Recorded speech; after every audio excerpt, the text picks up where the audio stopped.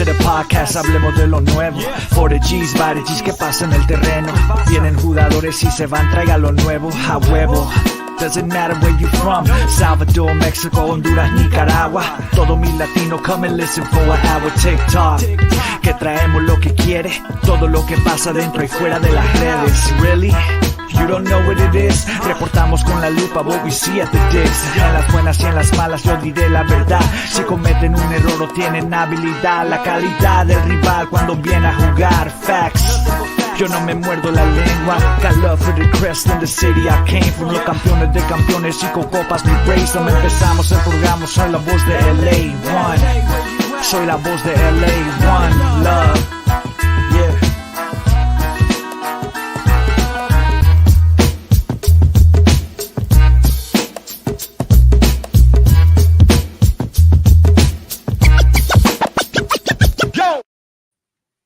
Hello, hola, and buenas, and welcome to a very, very special episode of La Cuna Galaxiana. It is our 100th episode or so, just like our friend Raul in the chat said. It is the 100th episode or so. Thank you so much for hanging with us for all 100 episodes. For those of you guys that have been listening since the beginning, if this is your first time with us, thank you so much for hanging. We appreciate it so much. I'm one of your co-hosts, Rob Jalen. You can find my written work at Extra Time, and then you can find me online at El Escudero de LA. And of course, I'm bringing back to you my co-host for all 100 or so shows, El Vanito de Bufandas, El Gitano Perdido, Greg Vanney's long-lost cousin, Ananda Kirana. ¿Cómo te va, papá? ¿Cómo estás? Ooh, papa, man, I am so excited. I mean, you know what? After that Boar Fest this weekend, and that's my one-word match reaction, let's just get out of the way. The less said, the better. I was going to say, save it, but you're a rebel. Look at you. No, I'm just going to go for it. Boring, whatever you want to call it. An absolute snore fest, absolute. You could have just slept through it, and we'll take the point. We'll run with it. But yeah, man. No, I'm excited. I'm excited today. I can't believe it, man. 100 shows in the chair with you, Papa. And I'm even more excited to have, a few of our friends on, and we're gonna have, so shout out News Across the Galaxy. So Bryant's gonna be on a little bit later as well. But you know how they do this whole all feelings. Dame tiempo. I got an official introduction. ¿Qué pasó? No, go ahead. Give me a moment after you're done, and I'll bust everybody in. Very, very official, like. Oh, okay. All right. Well, but you know how they always do, like, all facts, no feelings, right? Well, today it's going to be more vibes, less facts. How about that? It's going to be we're definitely going to be about the vibes today. But yeah, man. So I'm excited. So we have a lot to get to today. It's our 100th show. We're gonna have a really, really good panel discussion today. We brought an all-star panel. I was saying to Rob, guys, Los Avengers, homie. Los Avengers de los podcasts. Man, it's amazing. And we've all assembled them here. I was just telling Rob backstage, guys, like, Rob and I are just the 6th and 7th man off the bench today. We have our starting 5. We are just going to be our 6th man off the bench, and can't wait to have these guys and girls on. But the dream team, like water, bro. Like, I'm just like, hey, I'm playing. Yeah, I'm playing left bench today, left water boy. So let's get through the housekeeping. Let's get through these announcements, because I want to bring these cats on, and it's what a beautiful day. But anyway, so you guys can always follow, block me, or stalk me at Ananda Galaxiana.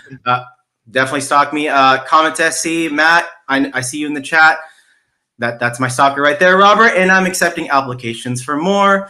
And guys, you can always find us on all the socials at La Cuna Galaxiana. We are on MySpace and all that good stuff too. We're everywhere, right? We're trying to be everywhere. And guys, thank you again for 100 episodes. It's crazy. And thank you for finding us on YouTube. If you have not yet and you like what you're listening, go ahead and hit that subscribe button. Yes. VP of likes, Prime Ministers of likes. Where you guys at? Where you guys at in the chat? We need those likes up. So go ahead and hit that like button before you guys forget. And of course, put someone on, as Robert always says. That's love. That's real love. Like Crespo says, hit the like button, you damn nerds. Well, I don't know about the nerds part, but I'll take it. I like the energy.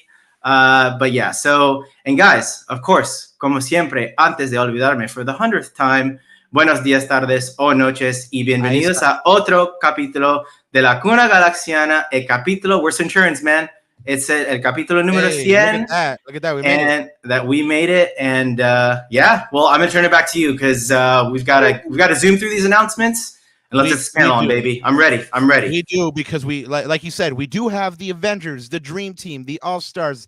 Man, I'm excited about this one because, geez, like I reached out to these cats being like, you know what, everyone's super busy. Like, you know, I don't expect anybody to jump on, you know, and like everyone was like, hecho, vamos. And that's, again, we're all about the love here. And that's true love, right? So thank you so much to the Avengers of the Galaxylandia, right? All your favorites are going to be here tonight. Alex Ruiz of the Galactic Tribune, Michelle Huitink and Christian Conway from the Simply Soccer Pod, Bryant Lovos from News Across the Galaxy, and Eli Lesser of EliLesserTV. All of them stars and just cracks in their own right, and they're all here tonight telling us what they think about the LA Galaxy season so far. So let's go ahead and break into the shout outs here, because like Ananda said, we have a couple of them to go through before we get to the All-Stars here. So let's go ahead and hit them.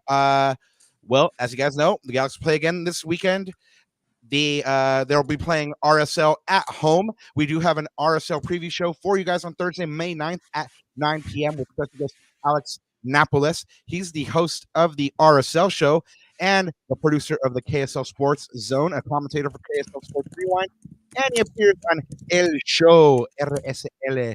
So go ahead and check that one out. And of course, a dream come true for me personally, in that we will have one of the great ones, Joe Tutino, on May 13th at 9 p.m.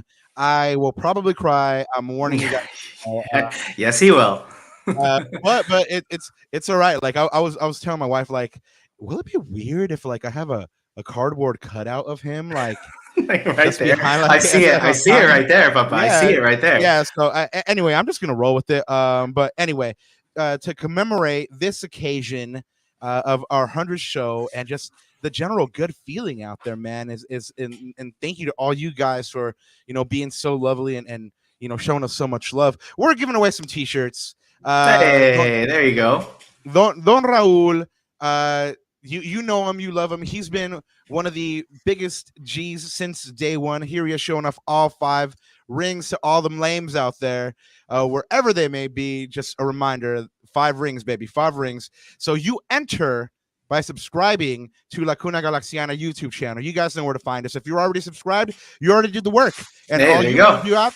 And all you need to do after that is hang out with us on Monday with Joe, where we'll announce the winner. And then you just got to send us an email. Hey, that's me. Send us proof. The screen name is yours, and we'll send you your t-shirt. We're drawing 2 different people. So go ahead and get in there on Monday and let us know, hey, let me get that shirt. So good luck to you guys. It's Don Raul. So this is a collector's item right here. What size is that tee, Papa? People are looking. I think people are asking in the chat. Oh, that is that. We have 2 XLs to give away. There we go. We have 2 XLs, guys. So if you're you know, more to love like me, it's not going to fit you. If you're very thin, you know like wrap it up, or like, you know, put it in the dryer, you know, shrink it a little bit. But 2 XLs. Going right along, shout out to the York and the House of Football. The York is now an official Galaxy bar. It was lovely being there with everybody yesterday for the Galaxy 0-0 tie. Man, shout out to Jeff, Mauricio, Brian, Tony. Thank you guys for making the experience lovely and making us feel so welcome. The pub crawl happened in Long Beach as well. I know that everybody had a good time at that. And of course, all the different watch parties that are always going on. Guys, get out there with your community, man. It's a good season to do it. Totally. It's a good season to go ahead and link up with some Galaxy heads out there. The Galaxy also remind you to thank a nurse for National Nurse Day. For real though, doctors and nurses, man, they keep us going. So shout out your favorite nurse. We've brought you this one before, but we're going to bring it to you again because it is the truth that they are giving away in the bobblehead form. He's a rebel pilot for Star Wars Night on May 11th versus RSL. The Galaxy will also give away 10,000 LED light up foam 6 and a limited edition poster at Soccer Fest by LA Galaxy fan and SoCal artist photographer Isaiah Takahashi. Ananda, go ahead and show us that one real quick. There it is. Fire. Yeah, look at that, man. And if you watch the video of how he does this, it's just amazing, man. So go ahead and watch the video, and then you can see the finished product, and you'll be blown away. Also, on May 11th, the LA Galaxy Foundation equipment sale is happening. I spend way too much money at this, but I will not be going this time because I want to be safe. But you guys can go and get team issued or team worn gear, and that'll be happening the day of the game, before the game. 5:30 is when those doors open for season ticket members. 6 p.m. to general admission. Good luck and happy hunting. The best part of this, guys, you can write it off on your taxes. All proceeds benefit the LA Galaxy Foundation. Speaking of benefiting, go ahead and benefit yourself by going to see the LA Galaxy Special Olympics Unified Team on Wednesday, May 8th at 5:30 p.m. Field 4 at the Digs. They'll play their first game this season against the LA Galaxy Academy as they ramp up their preparation. So they face Chicago Fire Special Olympics team in Chicago on June 1st. So they're going to go ahead and eat the Academy up. Good luck to the Special Olympics Unified Team for the LA Galaxy. Once a G, always a G. Let's go get them, guys. Congrats as well to Gaston Brugman and his family. The newest G in the constellation has arrived. Their son, Francisco, is now with us. So congratulations to Gaston. Francisco, please let that man sleep. And now, we've been having something in the works, guys, for a little bit. We have a good friend of the pod and a guest on the pod, Andrew Hernandez of Nuestra Galaxia Futbolera. Shout out, Andrew. Shout out, Andrew. If you haven't caught his coverage, go ahead and do yourself a favor and get it. He helped us out with a video, a trailer, just to kind of commemorate our time so far here in the chair. And so now we will debut this to you. Ananda wanted me to say it, however, it's not all the way done yet. We're giving you guys the test screening, and then you guys can find that on our YouTube in the next couple of weeks. So without further ado, super excited to share this with you guys, but here we go.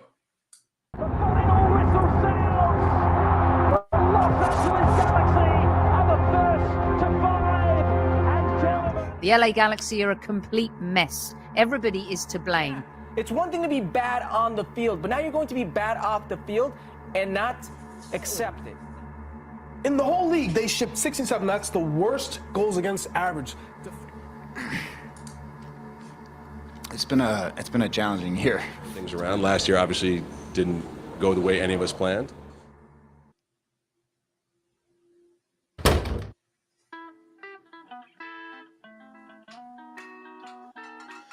hello, hola, and buenas. Y Roberto, como siempre, antes de olvidarme, como tú dices, buenos días, tardes o noches, y bienvenidos a otro capítulo de la Cuna Galaxiana. For the first time in a long time, I'm pretty excited for the future. So the fact that everybody's like, all right, you know what, he's got it, or you know what, it's gonna happen. That to me even feels different. You have that passion behind the soccer, behind the sport, and you want to see that in your owners and your coaches, and that fire behind them. You don't know what it is. Reportamos con la lupa, what we see at the digs. En las buenas y en las malas yo diré la verdad. Si cometen un error o tienen habilidad, la calidad. We hope that you guys have a lovely day, a lovely evening, wherever you're at. And you too are carrying that optimism for this new Galaxy season. It's a brand new day. And the Galaxy are going to get after it. Till next time. G's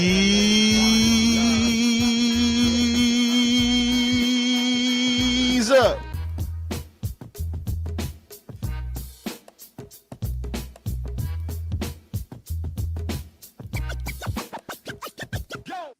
All right, now And don't there go it is. anywhere because the show's not over, even though it might have looked like it was. But thank you so much to the homie Andrew for putting that together. Man, it's so good to look back. At least see our baby faces, Rob. Man, look where we are now. 100 shows later.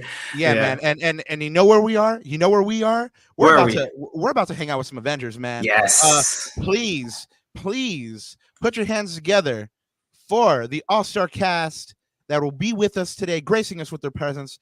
First up, from the Simply Soccer Pod, we have Christian Conway and Michelle Huitink. Please welcome the Simply Soccer Pod. Hey, everybody. What's up, y'all? Thank you so much for being with us. We appreciate it. Man, 100 is so much sweeter because you guys are with us today.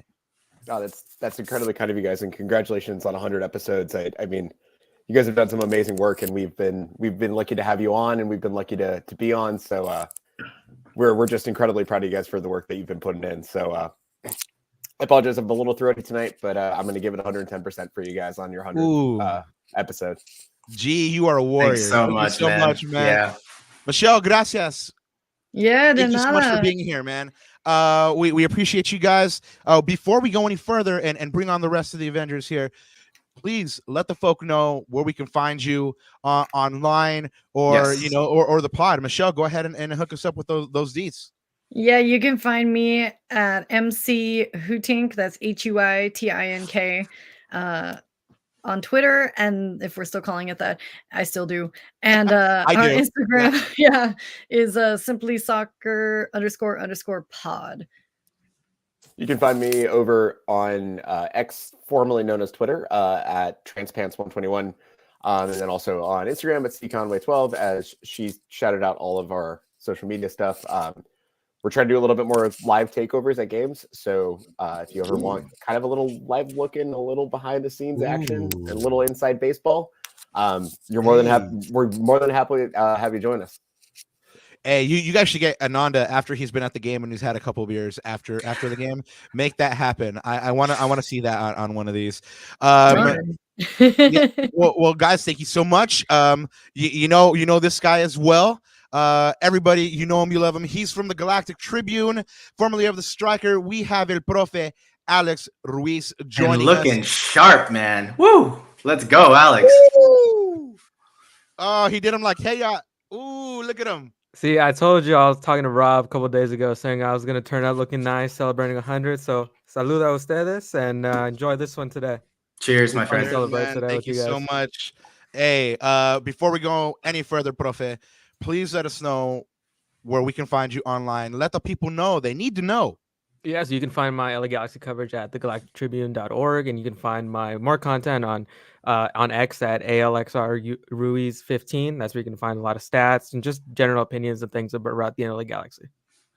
Hey, you know what, guys? I was going to save this one because we have something about this a little bit later. But Alex, that fit is so fire. I got to give it 5 stars for all 5 championships, man. There it is. I wish now that I had Barneyed up, suited and booted, and you know what, like.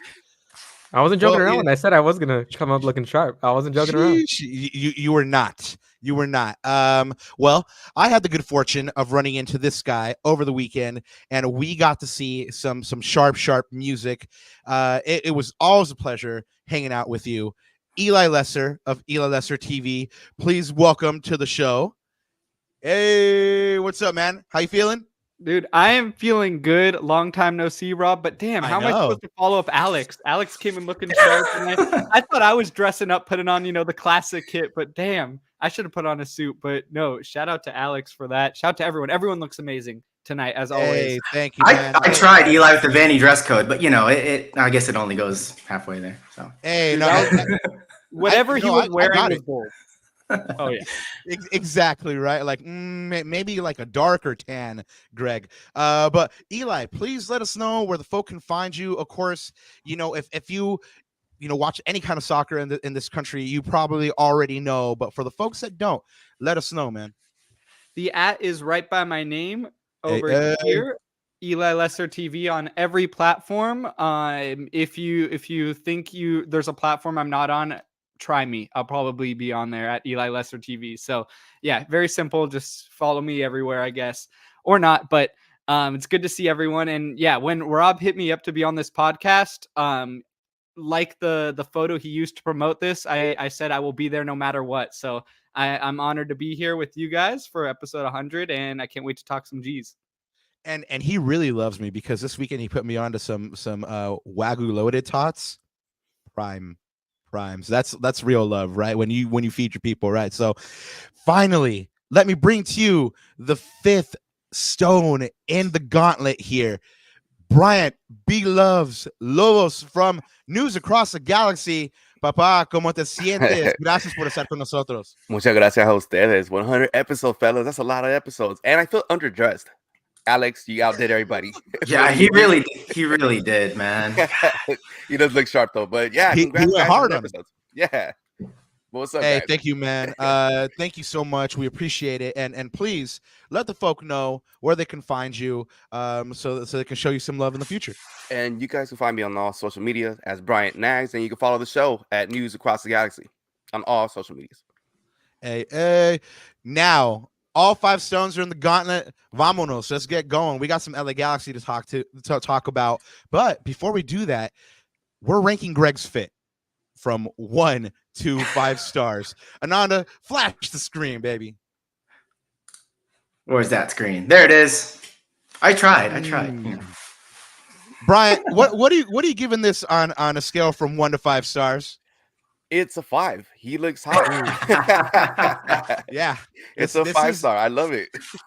Yeah, man, very, very, Scooby-Doo right there. Eli, what are you giving this on a scale of 1 to 5 stars? So we have confirmation that he is wearing a shirt and it's not just shirtless. Yes, we have confirmation. It was a cashmere sweater. Okay, I will go 5 stars if he was shirtless. Nothing against him being shirtless, but that type of jacket rubbing against bare skin would leave rashes, and that wouldn't be a vibe for him. So that I'd give that a 4. But with the shirt, 5 out of 5. I mean, coach is looking dapper, and he got a good result. It might not have been the best result, but it was a good result. So I'll go with a 5 out of 5 for sure.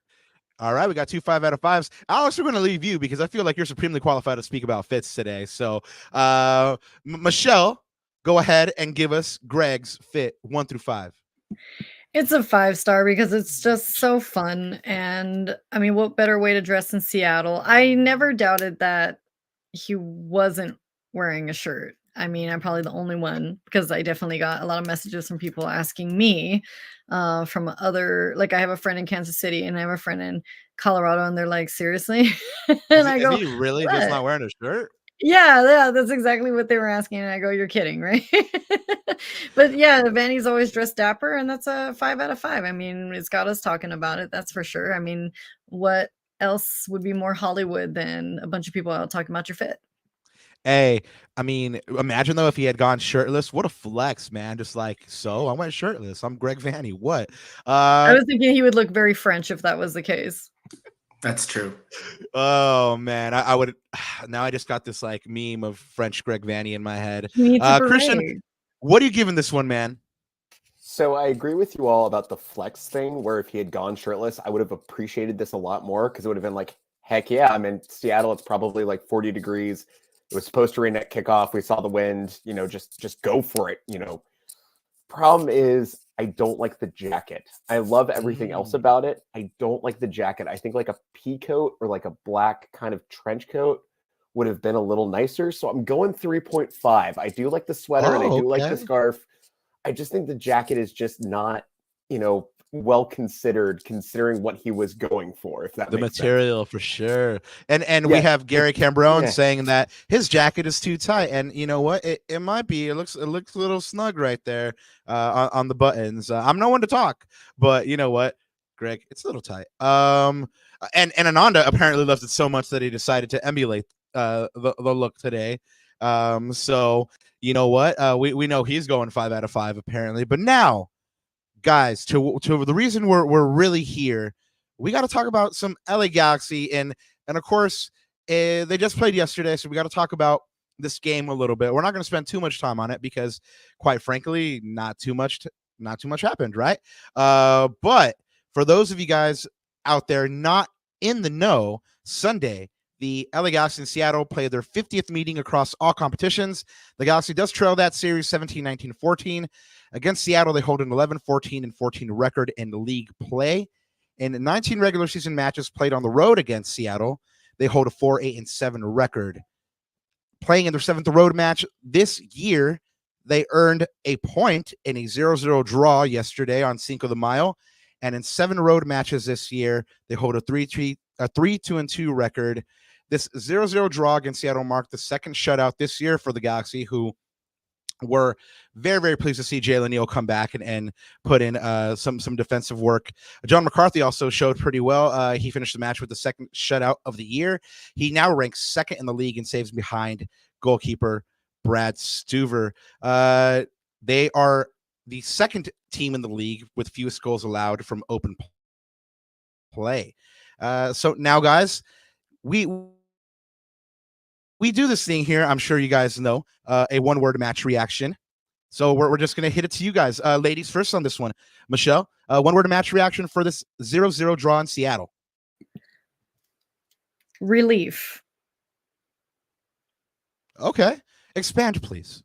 Okay, so because it was a one word, I'm an English teacher. I'm like, I took that literally. So the relief was that we didn't lose. Like, I really thought I was gonna have PTSD of losing 5-0 in Seattle, which I was in the stands for at one point. And yeah, that's super painful, right? And so I'm glad of, when we were missing 4 key players for the Galaxy to pull out a draw on the road when we looked so bad against San Jose, even though we ended up winning that one and then coming back from giving a clean sheet to Austin. We talk about this team being back. We talk about this team, I was the only one who was down on this team going into Austin, and people are like, you're sitting in first place. How could you? And then we come out and play like that. And so for us to be so down and to face a Seattle team, which I know isn't the best team right now. That said, this is the West. You want to beat these guys as much as you can. So, or at least walk away with a point, right? So that's what we ended up doing. And so that's where my relief came from, because now we can focus on the next game. Well, we have some folks in the chat. We have Gary Cameron saying snoozer. We have Crespo with same. Ramizes says stale. El Tráfico Radio Snorlax. I like that. Crespo sleepy.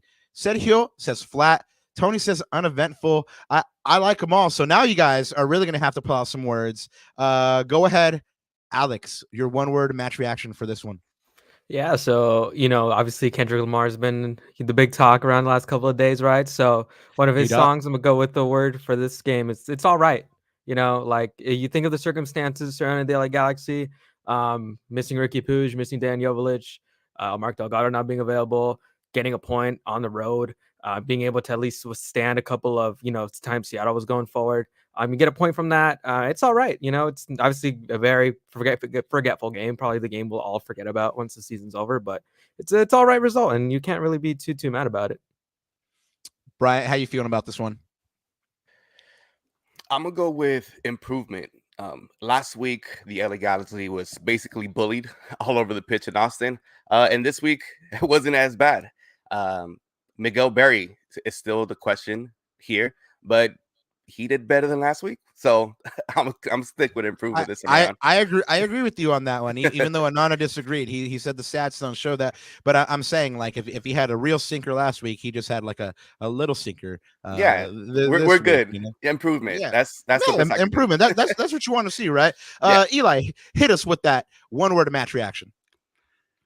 Defense. Okay, right on. Going into this match, I was not expecting us to score a single goal. We didn't. So the big thing was, can our backline hold? And I thought Jalen Neal looked great out there, and it's so nice to have him back in the starting 11. So I'm going with defense as my word, because we got the clean sheet in Seattle, which is a place we're not traditionally great at. So I'll take the road point. I think if we were going to draw any of these matches coming up, that's a pretty good one to do it.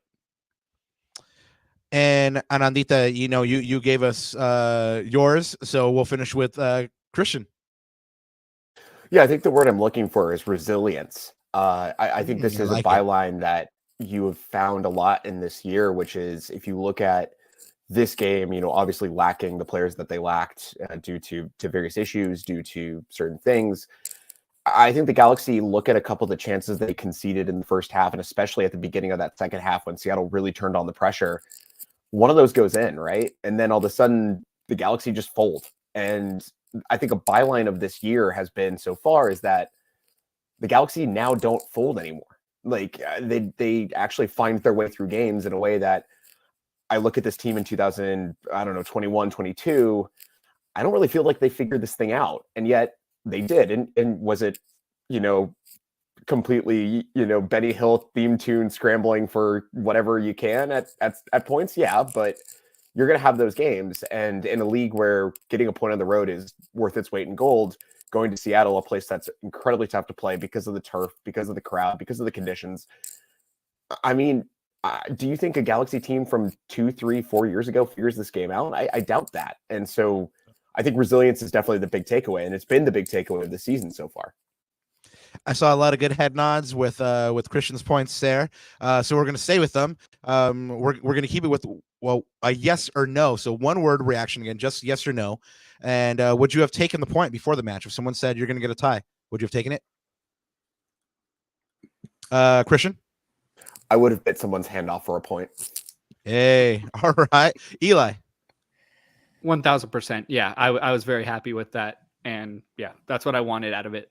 Well, we can make this easy, man. Who's saying no? I think everyone's head nodding and saying yes, right? Okay, so who's saying no? I wouldn't have taken a point. They should have won that. Anybody? Yeah. I think this motion has passed. Yeah.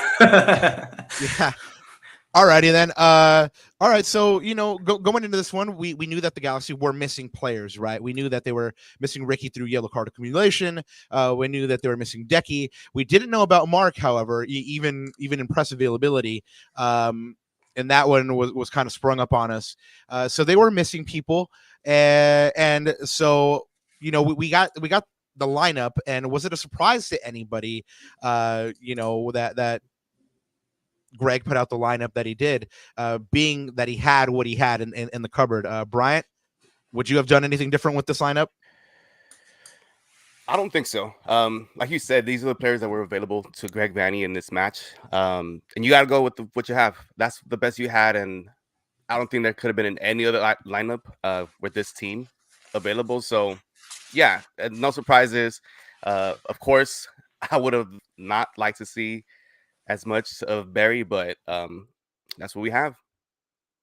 We will talk about Miguel Barry, Mike Barry over here in a moment, but Eli, same question for you, but following up on Miguel Barry here, like you have what you have, like we said.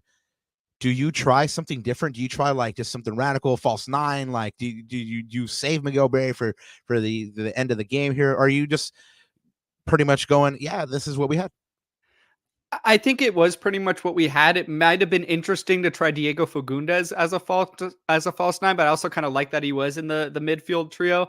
It just was what it was. But one thing that my friend Max said, who you guys may know in the community, he said, "Man, I really miss Billy Sharp." And that's kind of what I was thinking immediately when he said, it's like, damn, like if only we did bring back Billy Sharp, we wouldn't have had this situation where, at least I would have felt more comfortable having him out there, but we didn't. So, with what we had, I don't think there was anything I would have changed about this lineup. Michelle, Eli just brought up Billy Sharp. Is his presence sorely missed now that we have a backup forward who has not scored yet for the team? Yeah, I mean, definitely I wish Sharp would have stayed with us. But that is hard to say because I do want to give these young guys, we keep talking about bringing up from the pipeline and, growing these guys through LA Galaxy because that's, used to be one of the biggest goals that the Galaxy would have. I say used to be because there's things that have been happening with the academy that, yeah, I think that more can be done, especially when they get rebranded as Ventura. So the point being, though, that, you have these young guys like Barry and they deserve a chance. and they're gonna have to learn. They're gonna have to get that experience. You're gonna have, situations like this. Now that said, I mean, I think maybe I'm being too nice to Barry. I don't know, because everybody else seems to really be on his case, just like they were Zavaleta and the other kid that I'm blanking out on right now, who's no longer with us. But yeah, so Preston. I would have, yeah, thank you, Preston. I would have liked to have seen Garces at some point. I mean, I know he can't really start, but there was this whole hullabaloo to get him over here, and I was really looking forward to that. And I think, yeah, you're going for a draw perhaps at some point, with Vanney, but it would have been nice to see what he can do and how he can gel with everybody on the pitch. I think, yeah, Vanney's made some questionable subbing in the past. Once again, you have this late subbing that he did in this game. So, and with the starting lineup, there's not much that he could have done for sure. But yeah, I think I expected more, and as well as, and I don't want to get, take everybody's points and get too far away from this, but yeah, I just really want to see more from these guys. I mean, I know everybody's calling this game flat, and sure it was, but I wasn't falling asleep till like the last 10 minutes of the game when I rewatched it. So well, you know that the G's out there, they're always typically sav, and they all called this one a snooze fest. Profe, you know what? This is your area here. This next question: why did this offense falter in this match, or did they falter? Did they, did they come to mean, like, did they perform how you thought they were going to? Yeah, I think the one word everyone's talking about when describing this game is flat and maybe a bit slow. And Greg Vanney did talk about this after the game, where the pitch, it's harder to play faster, right? And we know the Galaxy love to play with quicker touches. They love to use their pace on the outside. They love to be able to carve teams up through possession like that. And when you're playing on pitch, when you're playing in Seattle, it's gonna be a lot harder to execute that, right? And we saw there were moments where they try to go direct to Gabriel Peck or Joseph Painstill. And also at times, I think Barry was on a couple of fast break occasions as well, but they just weren't able to get that pace on. And yeah, Barry did have a very disappointing game again. I think the one thing that just really, really sucks, and that hurts to see, is just the build-up play, the hold-up play, and the lack of being able to keep possession when Barry's on the ball. It's the most frustrating thing, because Dejan Joveljic has very much improved in that this season. We've seen him be so good every single game that passes. And now you're going back to the first block, where Barry just doesn't have those same attributes, where he struggles to really be able to be a threat for the other teams. So yeah, that's one of the reasons why I thought this game was so flat offensively, because they just lack that pace, right? And you're missing Ricky Puig, right? Who's a guy who advances the ball forward, right? It's in the upper echelon of many of the progressive passing statistics. And, replacing him with Edwin Cerrillo. Cerrillo's not really the same type of player. He's not going to be as aggressive. He's going to play the more conservative pass, be a lot more conservative. But given the situation where you're missing Mark Delgado and Ricky Puig, I think that's the best solution you can ask for, instead of having guys who don't play like Ricky Puig. Just be themselves, right? No, don't be somebody else you're not. And that earned them a point on the road in Seattle. I like it. Christian, you were talking about resilience earlier, which is something that I agree with you on. What kind of positives did you see out of this game besides that resilience? I mean, some people might be disappointed that it was only a tie. I, however, am not. Everyone here is pretty happy with the tie. What did you feel like they did well?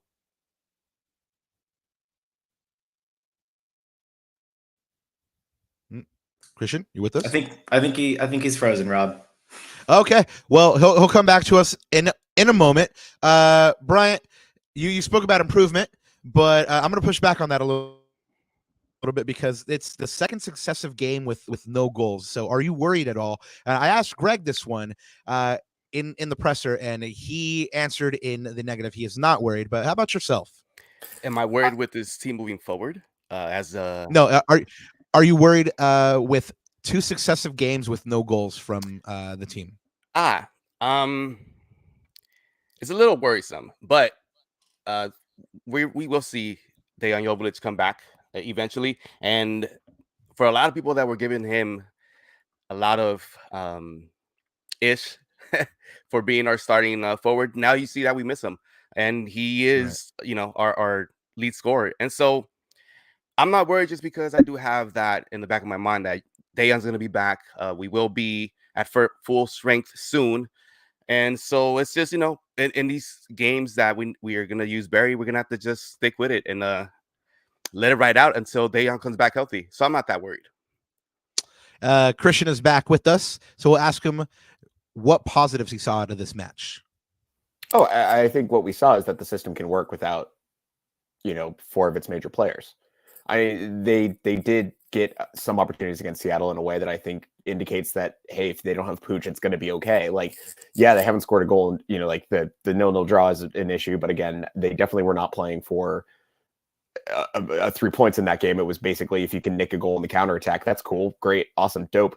But I think it was more the question of the fact that they now have 2 superior wingers in Pencil and Peck, and we saw what they can do, which is, hey, sometimes it's the easiest way to do things, like just boot the ball forward and figure it out from there. And I agree with Crespo. I mean, finally they figured out how to defend on set pieces. That was something that we've been looking for. I think they conceded, 8 in the first 8 weeks. They conceded a goal in a set piece every week for the first 8 weeks. Like, they finally got it. They finally figured it out. I do think what was really interesting was the midfield balance, especially seeing Fagundes kind of tuck in a little bit more on that right-hand side and play a little bit more centrally. So this theoretically nominally played like a 4-2-3-1, which is what Vanney swears it is. It's not. It's a 4-3-3. Let's all tell ourselves that. Let's finally bust that demon. But to the point about the false 9, I think it would have been really interesting. I know we mentioned Fagundes in that false 9 role. I actually would like to see Pencil in that false 9 role. I think it would be fascinating. Yeah. He's a facilitator. He actually can create, but then also you have the pace. And if you're going to draw defense forward, well, then if you have someone that can hold the ball up with his physical skill and then just pace around, I think that can create some things, especially if you've got Peck running alongside him. Like, there was that game against Vancouver where Vanney made this really weird tactical decision to pin both Pencil and Peck in this like psychotically high line right next to each other on like the right-hand side, I think it was. And all of us were like, what the heck is he doing? This is ridiculous. And it so close worked. to each other. Yeah, it worked. Like, you look at that game, Vancouver is scattered with the winds, and I know Vanney Sartini is a vibes manager and all the rest of it. But you kind of can see where, hey, even if Pooch, with his ability, his languid skill, and his elegance, the Travellas and all the rest of it, even if he's not there, you do have 2 superior wingers. And I think against Seattle, every single time the Galaxy were effective, it was just the Galaxy had 2 superior wingers. And occasionally, that's going to get you through games. The other positive I will tell you, Jalen Neal is back. And he's back in a big way. And he's on his revenge tour. And I am here for this. Speaking of Jalen Neal, it's a nice time. I was going to ask Eli, go ahead and tell us what you saw from Jalen Neal here. I mean, it's a big occasion for this pod because the truth is back. Yeah, it felt that like he was there in those last moments where maybe someone's going to try to sneak a shot through. Jalen was there to block it. Our defense was much better on set pieces today. And I think that might have been, or not today, the other day. And I think that might have been because of Jalen's presence. I mean, he brings height to the back line as well, which I feel like we lack kind of with Martin. So it was overall great to have him back. Great to have his energy back there. And yeah, I see nothing but positives out of having Jalen Neal back in lineup. And I can't wait to, see him, fully get back into the swing of things and see, where he levels up his game going forward. Yeah, no, he's definitely going to be a big asset for this team. And of course, we're bringing up Jalen Neal because he is one of your candidates for defending the badge this week. This week, we have Julian Aude, Jalen Neal, Gaston Brugman, and Gabriel Peck. Your 4 candidates did the best they could this week in that 0-0 draw. But, for me, I'm just going to put it out there. It's Jalen Neal all day getting this one. Especially with that fire quote. Alex, what was that quote that he threw out this week? If you ain't a dog, you dog food. And I'm pretty sure that's going to be on his locker for the rest of the season. And I think that's a good mantra to live by. Yes, I love it. So my choice is Jalen Neal already, guys. But before you go ahead and give me your pick, chat, go ahead and drop it. I'm going to go ahead and tell you why we picked these guys this week. Julian Aude was your first candidate, won 8 out of 12 duels, 40 of 51 accurate passes, 9 passes into the final third, 3 possessions won, 2 interceptions, 3 recoveries, 2 tackles, recorded 5 clearances, and completed 2 dribbles.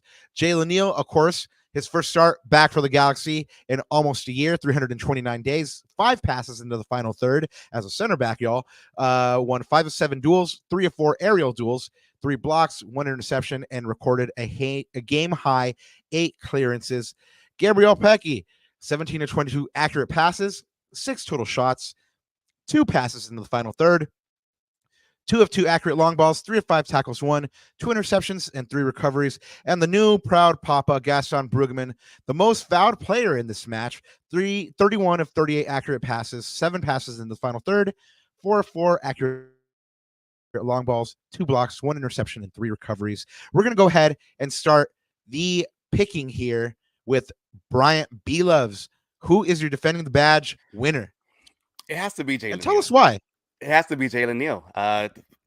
Like Eli said, having him in that back line, somehow the set pieces were taken care of this time around. Not only that, the fact that this man could pass off from the back as a center back, that's such a special trait to have as a center back. And I'm glad to see him back on the pitch, to be honest. Last year, I called him the best defender that we had. And, you know, that revenge tour is going to look nice this season. So Jalen Neal gets it for me. Ananda, throw out yours. Oh man. So remember my rule last year, Robert? I've kind of gone away from this a little bit. I don't want to get away from it, which is it's kind of like the championship belt, right? Like you have to take it away from them. And last week, Robert, was Jalen Neal, and he did it again, man. Like I was in between him and Julian Aude. I even tweeted about that. I thought Julian Aude was our best performer in that first half. So let me give an honorable mention really quick to Julian, because I think Bryant and everyone on this panel, you guys have done a great job in sort of giving Jalen his flowers. But Julian, to me, man, he's a player that has progressively, I think, gotten better and stronger as the season's gone on. I've never felt so secure on that left-hand side. There were so many moments in that first half where Seattle was kind of trying to press us like half. It was a little bit of a half-baked press, but when they did get us into those dangerous situations, I felt really technically secure with Julian getting himself out of trouble. He's not the fastest player, but he has a long stride, and that helps him. And with his technical ability, helps him get out of trouble. And I never felt so secure on that left-hand side. I'd love to see him getting more attack positions because I think he has that quality in him. But, man, Julian is a guy I don't think a lot of people sort of gave enough credit to. So I'm going to give him his flowers on this one. And like I said, I think over time, I think he's the player that has consistently improved his performances from game 1 to game 11. Guys, it seems like we have a couple of Jalen picks already. Is anybody not picking Jalen? Ooh, wow, Alex. Okay. Profe. All right. Everyone else is going with Jalen? Yeah. Yes. I'm Eli? going Miguel Berry, actually. No, I'm kidding. Oh, hot take. All right. So Eli has Miguel Berry, and then secondly, Jalen Neal, yes? Okay, so yes, Eli on Jalen Neal. Yeah. He's taking the action on Jalen Neal. Christian, you have Jalen Neal? I think as loath as I am to not give it to new father Gaston Bruggeman as a reward for his joy. And look, I mean, I am loath also to argue with who has Aude as player of the match in this game. I just think the intervention in the 65th minute that he comes up with, Jalen Neal just had these moments where, man, I mean, emergency defending is still good defending, and the way that he could emergency defend in pretty much every situation after coming back from 392 days. I mean, just all his flowers. He deserves it. So the revenge tour is going to be something wonderful. 329 days, but yeah, it's almost been a full year. And then Michelle, you're going with Jalen Neal as well. Gotcha. Yeah, he's. Well, I was just going to add that he paired really well with Yoshida and Yamane in the back line. I thought that Jalen just fit right in, even though he'd been out for a while. So, you know, that was my highlight from this match was our defense. Yeah, and he looked pretty seamless sliding in. He didn't really look like he had any rust. And by the way, that Leonardo Ninja Turtle plush is really, really rocking. And then, you know, Profe Alex is not giving it to Jalen. I'm gonna report you to Galaxy Mom now. But so who you giving it to and why? Yeah, I mean, I thought Jalen was really good. Obviously, I'll give him his props for him coming back after 329 days and his first time ever playing with Maya Yoshida in the back line, right? So I thought they were good together. But for me, I think Julian Alde was a standout player. And look, this is a guy last year we were talking about where everyone was so concerned about him, right? He looked weak against MLS wingers. He looked like he didn't fit in at the start, looked slow, looked like he couldn't keep up with the physicality of MLS. But he's really been in the gym. He's really been working. And this year, he just looks a lot more dominant. And I think the one word I need to describe him this season is a lot more composed, both on the ball and off the ball. I think he does a good job at, escaping under pressure, kind of being able to create space for himself. And that's great. And you want that from a player, especially when you're in a possession system, right? If you can't pass the ball, you got to have these moments where you got to create your own space. And he does that very well. And I think defensively, too, he's much improved when it comes to one-on-one defending. And I think as well, too, he does a really good job at cutting out crosses and making these crosses more difficult. And that's something that the stats aren't going to show. And that's something that the eye test is going to tell you. And that's the one thing I've been really impressed about with Julian. And also, too, he takes a lot of beatings, guys. If you guys watch all his games, he's always on the floor taking hits from other players, and he still gets up. He's still that dog, and he's still able to put in a good shift every time for the LA Galaxy. So for me, in recognition of Julian and seeing he's having so far, and probably being one of the most secure players in the back line this Sunday, for me, he's a defending the badge winner for me. I like it. Well, Jalen, Neal, and Julian went neck and neck this week for this award. But after 52 million votes by all the G's out there in the world, we have as your winner, Jalen Neal with 49% of the vote. Congratulations to Jalen. Second straight defending the badge victory. Congratulations, Jalen. You are welcome anytime on this pod, and shout out Galaxy Mom if you are listening out there. Well, guys, that 0-0 draw brought us to 19 points with the 5-2-4 record. The Galaxy sit in third place in the Western Conference. They are tied for fifth in the Supporter Shield standings with the game in hand over leaders Miami. They're now averaging 1.73 points per game. And this is where we kind of get into like the introspective here on the Galaxy, guys. First and foremost, I mean, it's awesome that we're here and such a difference over last year. Because last year, everybody knows was right around this time the Galaxy were mired in, and I think just like 3 or 4 points by this point, and they looked like they were going nowhere fast. So what a great change, right? At the beginning of the season, pundits gave this team no chance. However, they're battling for first place in the Western Conference. So I'd like to find out a grade from you guys. Let's go ahead and start with Eli. What grade would you give this LA Galaxy team roughly a third through the season? Because I want to be kind of harsh, I'm going to say a B+ right now. I don't think we're absolutely blowing everything away or blowing everyone away. However, this improvement has been amazing, and I think it's something to build on for the rest of the year into next year. But B+ so far, it stings to lose El Tráfico, even though, you don't expect to always win, especially on the road. But, there's been signs of, our backline still being shaky. The set piece concern, maybe it was addressed this weekend with Jalen being back in the lineup, but it was still, conceding the amount of goals we have off set pieces is not great. But other than that, speaking on the positives, 2 new DPs just doing their thing out there. Painsil, Peck, I'm so proud to have them on our squad.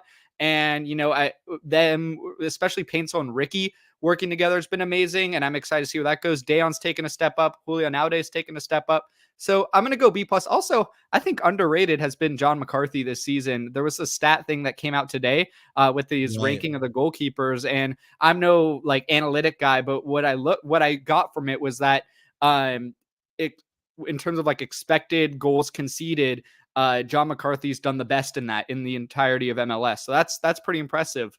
So I feel pretty good about our team, but I don't think we're necessarily, a Western Conference juggernaut going to win MLS Cup yet. What else was gleaned from that list is that a certain goalkeeper for the other team in Los Angeles, Hugo Ruiz, was last on that list. So if we had it queued up, this is where we would be playing They Not Like Us, They Not Like Us. But anyway, Alex, go ahead and give this LA Galaxy team a grade for the season so far. Yeah, I think I'm gonna go with a B as well. I think this team has, obviously shown their flashes of being elite when it comes to attacking, when it comes to getting close to goal, right? Having players like Puig and Joveljic and Payne still play at an MVP level. Peck has really yet to scratch the surface. You really haven't seen much out of him.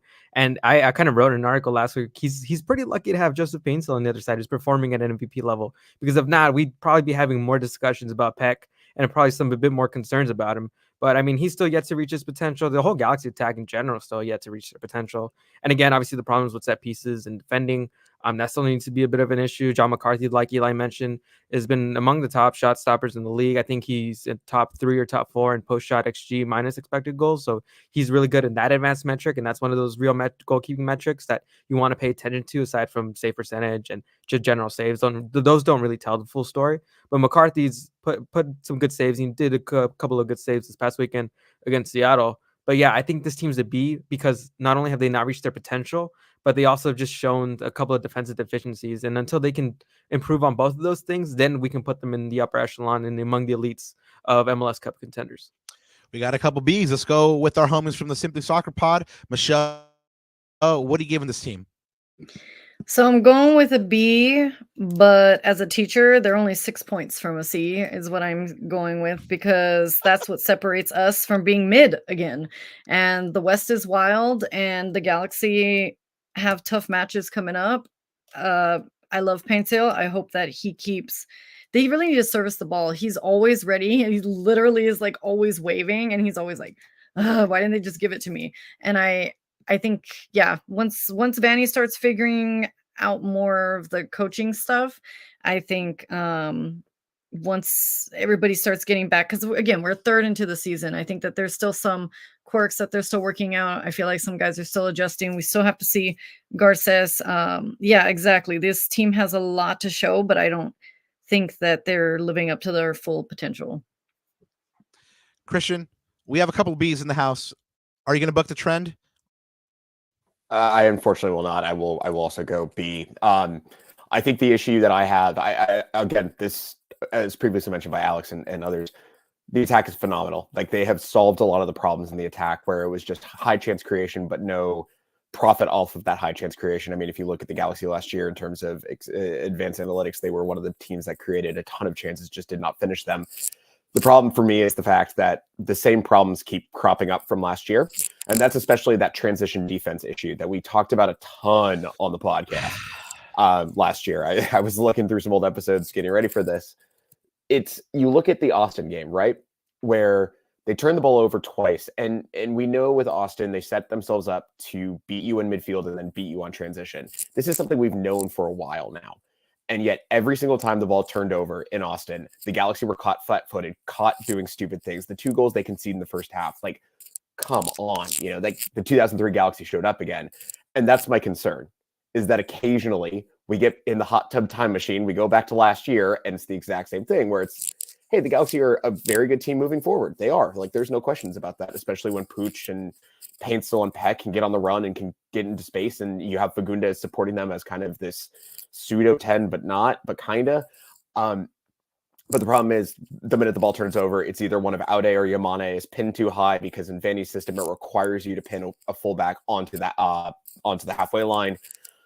You also have a center back pairing, that the preferred center back pairing, and you hope that Jalen Neal is going to fix this, and Garces might also help fix this.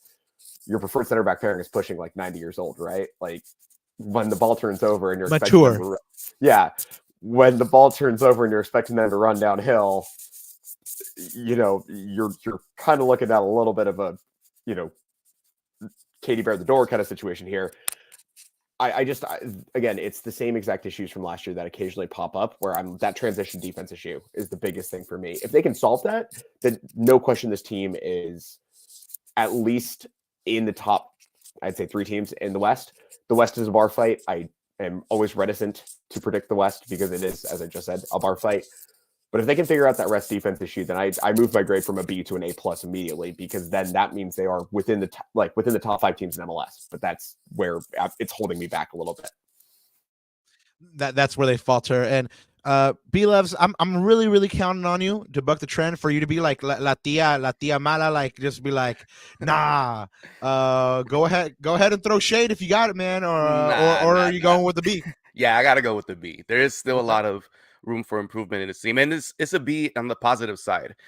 There's still a summer transfer window, and I actually trust this front office to make the right decisions, to bring in the right personnel to improve this team. So it's a B plus, I would say. Been a while since we could say that. Yes, and I'm actually very excited for the summer transfer window to open, because we've seen players come in like Peck and Paintsill that have been phenomenal for this team. So I'm all for it.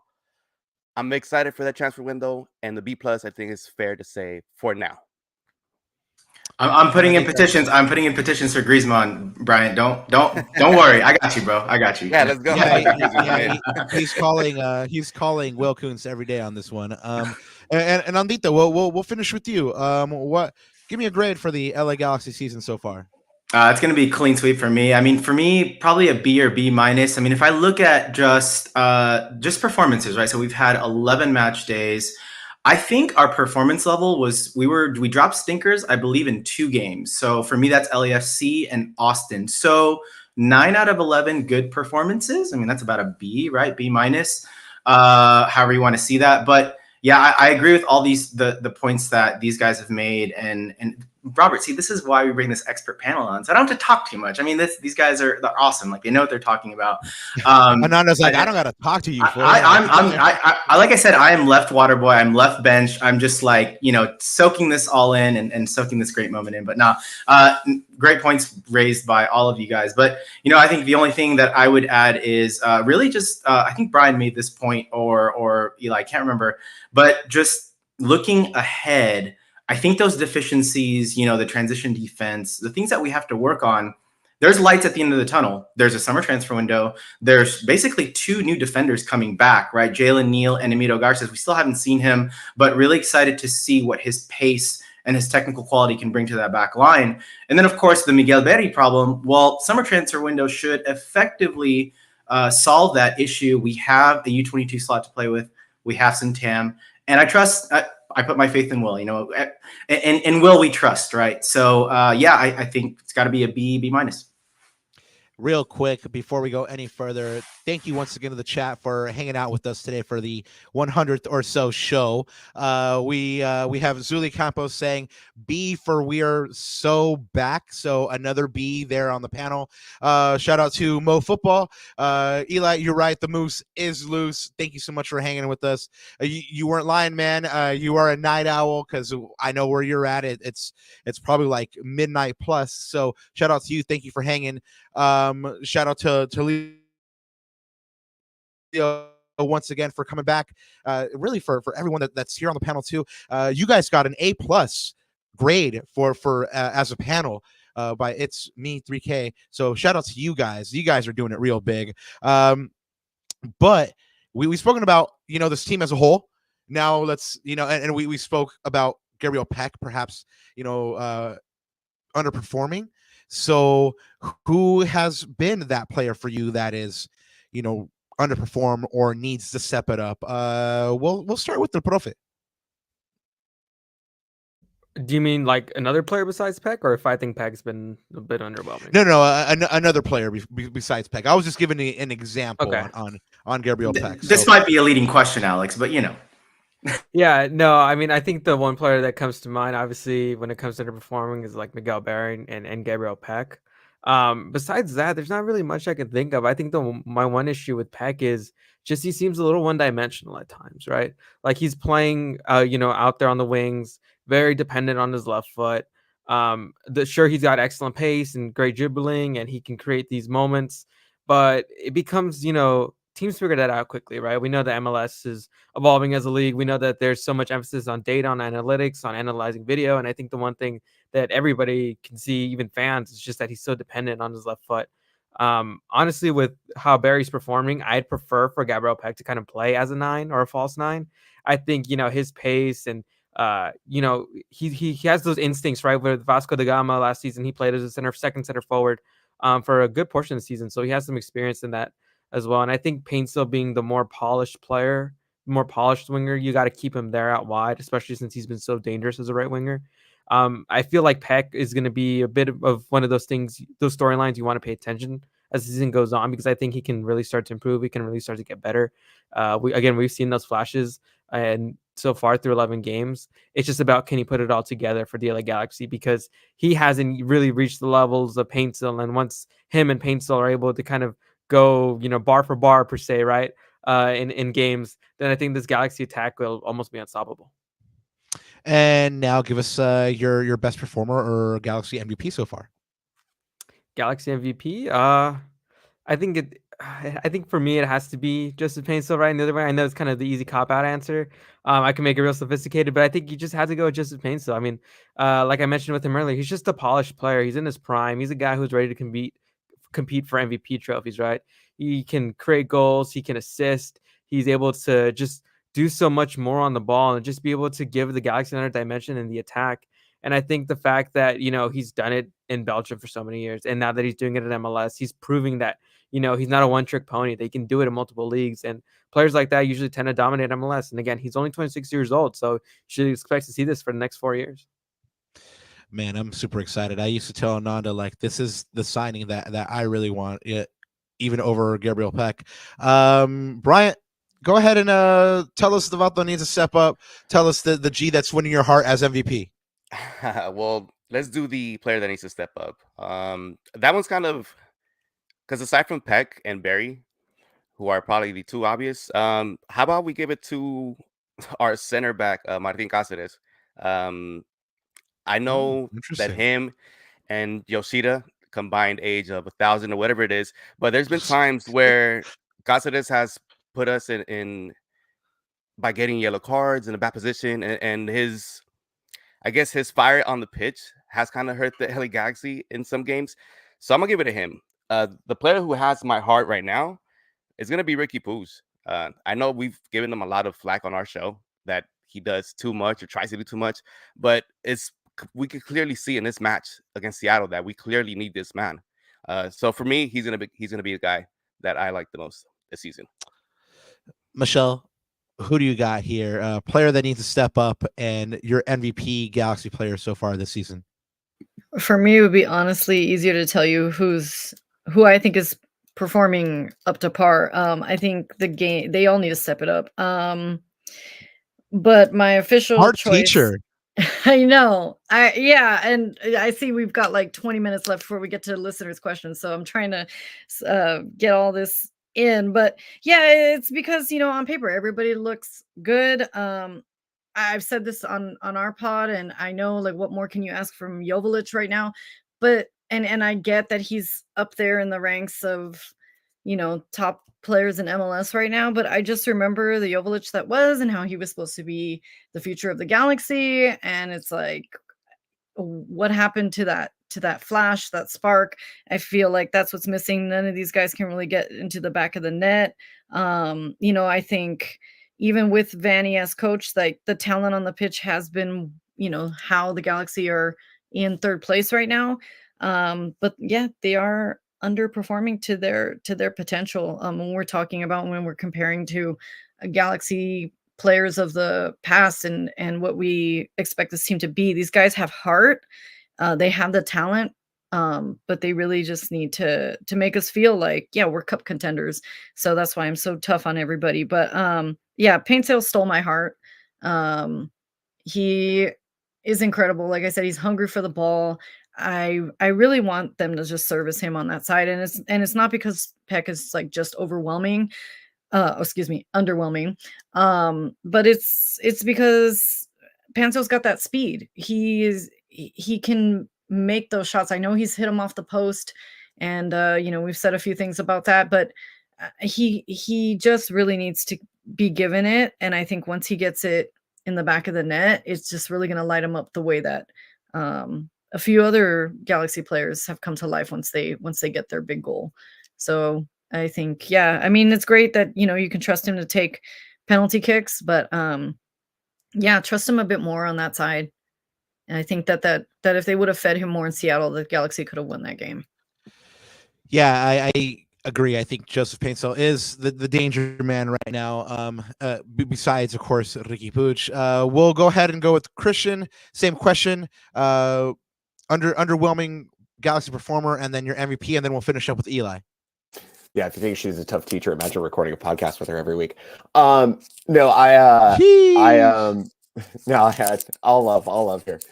I think my underperformer, I agree with Brian. It is Cáceres. Look, I mean, you have what, 3-4 World Cups under your belt. You have something along the lines of 150 caps for Uruguay. You've played in major tournaments. You've been brought in to be a leader in this team for, both on the field and in the locker room. What's going on here? Like, I just, the moments where it's like he's trying to bring passion to this game, and this is a young team. Like, we have a lot of younger players that are looking up to you to have you be the leader. We talked about this last week on the podcast. It's just he loses his head in moments where you need someone to pull everyone by the scruff of their neck and say, hey, look, we have to be responsible. We have to be mature. We have to be this. We have to be that. And he doesn't do it. And I'm grateful that they have Yoshida, because Yoshida has this very quiet, elegant leadership that I think really helps this team out in a very significant way. I don't know exactly how to put it. He's not the most vocal of people, but he is the most kind of senior elder statesman in the room kind of leadership, which he's going to show you how it's done. So I think Cáceres is probably my most disappointing. I'll throw Miguel Berry, because this seems to be the theme of the podcast, that we're going to throw him under the bus as my honorable mention. Look, dude, you're a second forward in the best team in MLS, like, with the history that it has. Like, you can't go out there and continue to play the way that you're playing. I agree also, Dayon, I think he's going to get there. And Gabriel Peck, I've seen too much tape to not think it's going to work out. In terms of stealing my heart, I know this is going to sound a little bit, I saw it in the chat earlier. I am going to say Edwin Cerrillo. That was a signing that, and maybe it's my bias towards hard-charging defensive midfielders. And again, my favorite Galaxy players include Nigel de Jong and Marcelo Sarvas, and I love a guy that can break someone's leg. But I think the way that he was always when you saw him in FC Dallas, he was a player that I think a lot of people thought had a great upside, and just it never happened for him. You sign him, he's a young player, you're taking a bit of a risk on him. And it really did feel like when he was signed last year, it was that desperation summer when they finally got out of the transfer ban, where they could only transfer from within the league. And I thought, okay, yep, fills the space, because, there's injuries in that midfield. You need to at least get a body in there somehow. And if it works, cool. If it doesn't, end the contract after 6 months, no skin off our back. But it's worked out really well, and he's actually kind of grown into the role that he plays in this kind of almost marshalling of the defensive midfield role. And I think the balance that he strikes with Delgado and Puig when they're all working together, I think is really impressive to watch. Because if you look at the best balanced midfields in a 4-3-3 system, which Vanney swears he's not playing, but we all know he's playing, you have your number 10, you have your shuttler, and you have your shield. Who's your number 10? It's Puig. Who's your shuttler? It's Delgado. Who's your shield? It's Cerrillo. Being that shield role is a critical role for a team to be successful. Right. You don't often see a 23-year-old or a 24-year-old step into that role and do it perfectly from minute one. That's what Cerrillo's done. You usually see that from like the 28, 29-year-old that has been a little grizzled, that has had some time, on the line, has served in the trenches, all that proverbial. And I think it's been really impressive to watch his growth and his acceptance of his role and his willingness to do the dirty work. Like, that is something that's underrated in a player. The willingness to be the player that the only time you're talked about is if you do poorly. It's goalkeepers, center backs, defensive midfielders. The only time we really talk about them is if they blow a coverage, or they don't make a save they're supposed to make, or they get beat on, a set piece or something like that. We rarely talk about them in positive ways. Cerrillo, you come out of games and you actually do talk about him in a way that is incredibly positive. And I think that's just been really impressive. And I mean, I'm also going to mirror a lot of people as well. I mean, Paintsel, he is him. Like, I mean, he's been terrorizing. He's been terrorizing Belgium for what was it now, like 5 years now. And he comes in fully grown, ready to rock, and just hit the ground running. I mean, that is so rare from a player to come from a European league to the US. And just from minute one, you're just like, oh yeah, no, this guy gets it. And I think Peck's suffering a little bit from that, but another question. But yeah, I just think, Paintsel and Cerrillo have been two of the big wins of this year. And Delgado as well, but I don't think Delgado gets enough credit. But yeah, I think that's kind of where I'm in my positive phase. I like me some Delgado. I've been saying it all season. He's been playing really well. Ananda, you actually sent me a question that you wanted me to ask the panel earlier, and it was predictions on where the Galaxy will finish after the next 1/3 of the season or before the League's Cup. So, going into the League's Cup, Bryant, where do you think the Galaxy will be? Do you think they'll stay up near the top of the table? Yeah, I think so. I won't say first because I think to be in first, you have to be a very elite team, and the other Galaxy's not there yet. I could give them top 3. Right where they're at right now seems like they could stay there. And the important thing right now is for the team to build a good habit of winning, and whatever that is, start doing it now because it's gonna help out later on in the season. So yeah, I think 3, 4, not 3. Let's do 3. Okay, top 3. Yeah. The big 3 for sure. Alex El Profe, go ahead and let us know where you think this Galaxy team will be going into the League's Cup. Will it still be at the top of the table? Yeah, I think they're going to be in second place by the time League's Cup comes around. I have RSL kind of just in that upper echelon above them, but I think they're above levels from Vancouver and the other teams below them. The big thing for me looking at the schedule, right, is the Galaxy have had 9 of their first 13 games on the road. I think, or a number close to that. Or it just feels like that, to be honest. I'm not 100% sure if that's correct, but it just feels like that, right? So you're gonna have a bit of a home stretch. They haven't lost at home yet, so I think they're gonna be able to use Dignity Health Sports Park. And again, it's really become a fortress again this season. When you go to games, the aura, the feelings, the atmosphere, it's just different. Even before the boycott, it just feels different, right? It's just a different energy when you go there. And I think the players are feeling that, the team is feeling that, and I think everyone who's at the stadium knows that their atmosphere is pushing the LA Galaxy forward. So I think they're going to get a bit of a push from that homestand, but I really believe that, they're going to be second place. I don't know if they're going to, pass RSL. I think RSL are just really good and probably the best team in the Western Conference, in my opinion. But right now at the moment, I think second place seems like a pretty sure bet. Yeah, that was for the first 11 at home, Alex. Let me back you up there. Yeah, so, yeah, thank you. But I mean, it feels like that, right? Great, but yeah, great point for sure. Yeah, no, Greg mentioned it to me in San Jose. He's like, I feel like we're doing okay, being that all our matches are going to be on the road, right? So, Michelle, same question for you. Where do you think this team will be heading into the League's Cup? Well, they're gonna probably be third place unless they can stay healthy and get 3 wins in a row. Hey, it would be great to have Greg Vanney get his first 3-game streak. Eli, do you agree with everybody? Do you think the Galaxy is going to maintain their form and be amongst the top 3?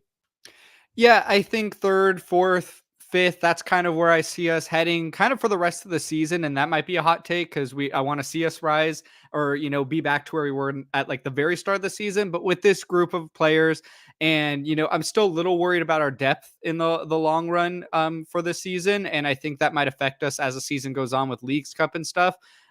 So yeah, I think about 3rd, 4th is pretty fair. I actually have a question about that, and that'll be our last question here in a moment. But we'll end with Christian. Go ahead and let us know how you're feeling about this team's chances of staying in the top 3 going into the League's Cup. Oh, if Garces hits or Jalen Neal continues his upward trajectory, they will be competing for a Supporter Shield. Ooh, yeah, hot take by Christian. All right, cool. Ananda, do you want to weigh in on this one before we hit him with that last question? No, I agree with the panel. I think the variable is, I think Christian hit on it, which is Garces and Neal. I mean, I think even seeing Neal's first 90 minutes gives me a lot of confidence. I mean, you guys have said it. If he's going to play like that in his first game back in 320 some on days, it only goes up from here, right? And what a great weapon to have back in your back 4. So I think the ceiling is Supporter Shield. I think the ceiling is top spot in the West. And the good thing is, like Eli said, our floor is probably top 3, top 4 at best. So I think, guys, on paper, I think we're all feeling confident about this team. Now we got to execute on the pitch. And then finally, our last question, because we do have a couple audience questions that got sent in. Christian just mentioned, he's a little concerned about the depth. We've spoken about, maybe being an injury or two away from calamity. Michelle brought up. What's the number one priority position that the Galaxy must target in the summer window? Let's go ahead and go with Christian. I mean, based off what we've seen over the past couple of weeks, it's got to be a number 9, right? Because a lot of the conversation around this team in the offseason was that in terms of the DP slots, it was going to be a winger and a 9, and then somehow they ended up with 2 wingers. And the thought was, well, you could maybe fashion one of them into a 9, but that doesn't seem to be the plan. But you have the U22 slot. I mean, I figured what I would have told you about, I don't know, 6 weeks ago would have been center back. But I think with the Garza signing, I think the 9 is the most critical thing right now. They need someone that they can rely on if Dejon's, not firing or if he's injured. They just need someone that they can rely on to get at least 10 goals. I just think this team is a little anemic in front of net in a way that they can't afford. I saw Bryant shaking his head. Do you agree, or are you looking at a different position on the pitch that the Galaxy must target? No, 100% a number 9. And Ananda already promised me Griezmann, so I'm waiting for Griezmann to get here. I don't know if he has he has a lot of juice, but I don't know if he has that kind of juice right there. So I'll head my contact in Spain. Don't worry, man. Don't worry. There it is. Alrighty, so Brian, you're going with a number 9 as well, right? Yes, correct. Number 9. Gotcha. Michelle, how about you? Priority position for the LA Galaxy in the window. It is the striker.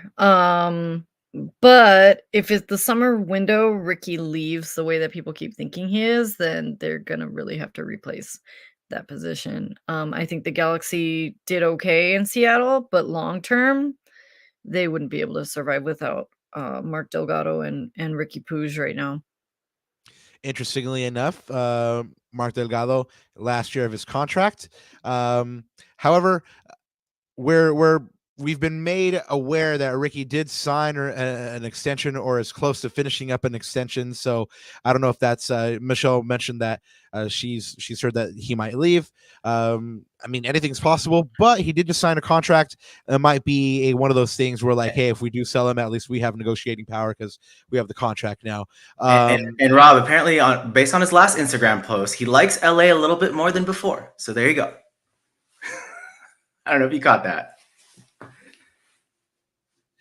Yeah, no, I mean, for as much as we hear about that man not liking LA, he speaks pretty positively about it.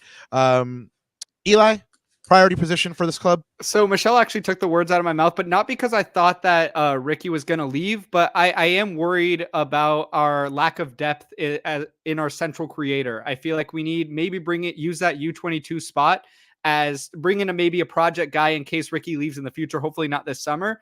But the big reason why I went into this match thinking that we were not going to score a single goal is because Ricky was going to be out.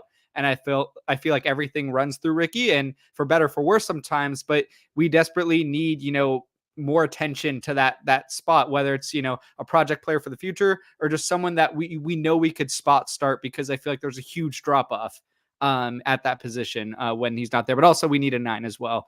But yeah. No, I agree with you. I've said a couple of times, like, we don't have anybody that plays similarly to Ricky when he's not available. I mean, probably the closest we have is Johnny Pettis, and that's not a like for like.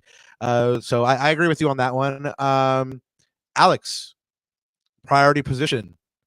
If had Will Kuntz's ear and you had the paper to throw around, who would you get? Yeah, I think I'm gonna just be like everybody else and kind of just say center forward, right? I think you kind of need a guy who is just able to get the best out of the wingers, right? So for me, like, one of the ideal players that I like to buy whenever I play EAFC or Football Manager, because I like his play styles, like someone like a Memphis Depay, where he can be that center forward. He's a guy who's technically good on the ball, can hold up play pretty well, and just allows for everybody to rush forward. And I think if you're able to find the right profile of striker, that can be a backup for Joveljic. And it's really unfortunate that now Joveljic is kind of having these injury problems. He's becoming a bit more injury prone, especially with his amazing start to the season. But I think that's something the Galaxy really need to prioritize if they want to take that leap forward. If they want to be contenders for the Shield, for MLS Cup, you need to be able to have a quality backup striker. And Miguel Berry's just proved not to be that. So you need to upgrade that position. Aside from that, I think the Galaxy is a set. I think their depth is pretty good when you kind of just look at their roster, when you are able to add a competent second forward. Aside from that, I think they're all set to go once they're able to buy that player. All I'm going to say is Depay will be available this summer, so Yep. that could So be he's a guy. Yeah, something he's to a think guy. about. That and maybe Lozano. So. There goes our dream, Bryant. Hey. Well, you guys are getting in Atletico you want, but yeah, Depay's out of contract, so who knows? It could happen. We have a very wise man in chat right now saying Rob John for Tam. Let's be honest, I'll do it for a couple of pupusas. We also have Alex Ruiz for U22, exciting young winger that Alex always dialed in. So yeah, I guess did I miss anybody here on priority position? No. Right, cool. I got it. Ananda, did you do yours? Just your co-host, but that's okay. I'm agreeing with anyone. Just keep on trucking, Papa. Okay, let's keep on trucking. All right, so we do have a couple audience questions. This one we already kind of covered. We gave a ranking, but Pupusa Salada, the commissioner of Liga G, Mauricio, wanted to know from Alex, what the hell is Greg Vanney wearing / not wearing? I think we covered that one pretty well. It was a brown cashmere sweater. I actually think he matched pretty well with the brown shoes and the belt, but that's another discussion for another time. We have a question from @Jeff109 who asks, why is York best place to watch away games? Which led us to think of the question, what's your location of choice to watch away games? Christian, where do you like to go for away games? Generally, considering the Galaxy defense over the past couple of years, behind my couch, covering my eyes. But I know outside of that, I'm usually down here in San Diego. So if you ever find yourself in San Diego, Thorn Street Brewing in Mission Hills is kind of generally my place to go. But I'd recommend Fair Play, or get yourself over to Shakespeare's, or get yourself over to all sorts of fun establishments we have here down in San Diego. Or better yet, save yourself the time, have a nice craft beer and a nice burrito by the beach, and enjoy the day off. There we go. Well, we're in San Diego. We're going to come see you. Eli, where do you like to go to catch your away matches? Rob, you like to call me the unicorn because I'm like hard to catch. But the truth is I'm a big homebody, and for away matches, I am just on my couch at home. I usually order some food and drink a little bit, but yeah, I'm kind of antisocial on away matches. I'm sorry, guys. Maybe if I'll go to one of your guys' recommendations.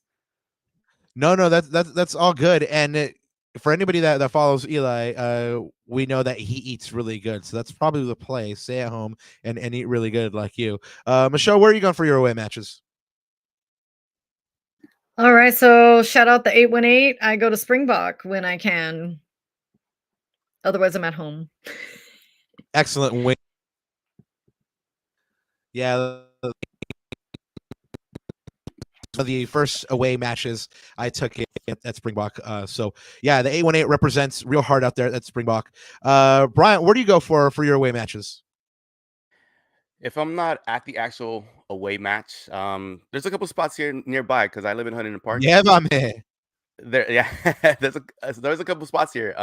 Absolution usually shows a game. They're in Torrance. It's a cool spot to go watch it. There's some good beers there.